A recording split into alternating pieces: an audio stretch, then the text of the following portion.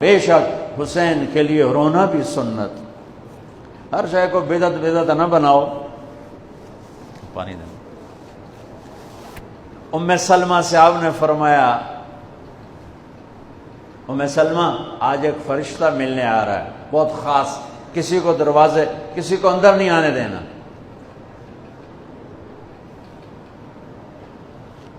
حضرت ام سلمہ پیرے پہ کھڑی ہو گئی. تھوڑی دیر میں حسین آ گئے، چھوٹے بچے معصوم ابھی، اندر جانے لگے. انہوں نے روک دیا، وہ رونے لگے. وہ روئے تو انہوں نے چھوڑ دیا. تھوڑی دیر کے بعد اندر سے میرے نبی کے زور زور سے رونے کی آواز آئی. زور زور سے رونے کی آواز آئی. ام سلمہ رہ نہ سکی، بھاگ کے اندر گئیں. تو آپ نے کیا دیکھا؟ آپ نے حسین کو یوں سینے سے چمٹایا ہوا تھا اور ایسے ہل ہل کے رو رہے تھے، ایسے بلک بلک سسک سسک کے رو رہے تھے. اور آپ کے آنسو آپ کے رخسار اور داڑھی پر اتر کر رہے تھے، اور آپ نے یوں بھینچا ہوا، ایسے دبایا ہوا تھا.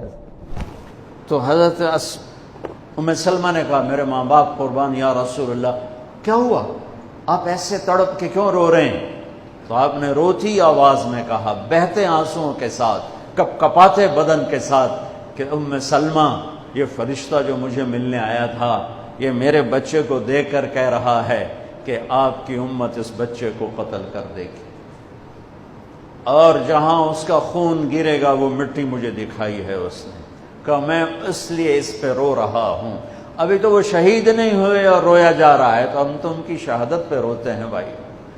ہم تو ان کی شہادت پہ روتے ہیں، اور یہ قیامت تک روتے رہے گی دنیا. قیامت، یہ اللہ کا نظام ہے. اس نے کربلا کے واقعے کو یوں کر دیا جیسے ہر سال آج ہی ہوا ہے. آج ہی حسین شہید ہو رہے ہیں، آج ہی عبداللہ کا سر کٹ رہا ہے، آج ہی زینب کی چادر کو پھاڑا جا رہا ہے، آج ہی لاشوں کو گھسیٹا جا رہا ہے. وہ میں حیران ہوتا ہوں، ٹیپو سلطان سرنگا پٹم میں شہید ہوئے. دشمن کون؟ انگریز، کون؟ کافر. تو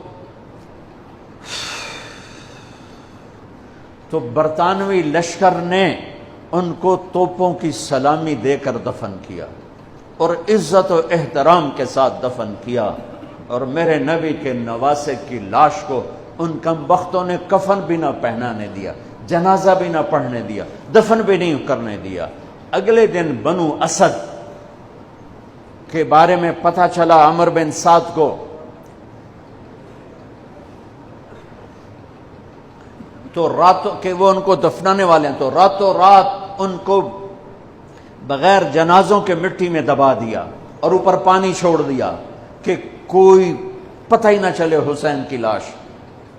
بنو اسد کا بوڑھا آیا، اگلے جب پانی خشک ہو گیا وہ آیا اور اس نے مٹی اٹھا اٹھا کے سونگنا شروع کی. سبحان اللہ،